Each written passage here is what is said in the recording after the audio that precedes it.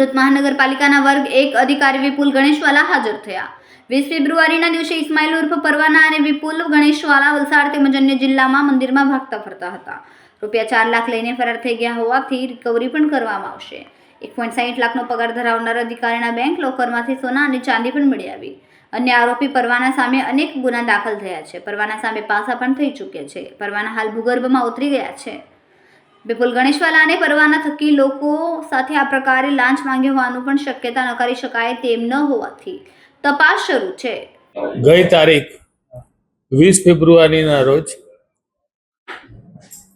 એસીબીમાં કાર્યપાલક ઇજનેર વિપુલ ગણેશવાલા તથા એક પ્રજાજન ઇસ્લામ ઉર્ફ પરવાના વિરુદ્ધમાં ગુનો રજીસ્ટર થયેલો અને આ તપાસ ચાલી રહી હતી। આ દરમિયાન ગત રોજ લિંબાયત ઝોનમાં ફરજ બજાવતા કાર્યપાલક ઇજનેર વિપુલ ગણેશવાલા એ એસીબી સમક્ષ હાજર થયા છે અને તેઓની અટકાયત કરી આગળ તપાસ હાથ ધરેલી છે।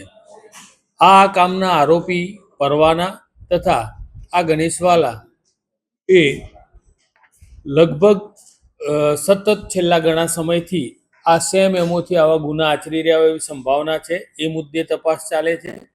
તેમજ આ કામનો જે સહ આરોપી છે ઇસ્લામ ઉર્ફ પરવાના એની વિરુદ્ધમાં અલગ અલગ પોલીસ સ્ટેશનોમાં કુલ મારામારી અને ખંડણી જેવા બીજા અન્ય 6 ગુનાઓ પણ રજીસ્ટર થયેલા છે અને એમાં એ પાસા પણ ભોગવી ચૂકેલો છે।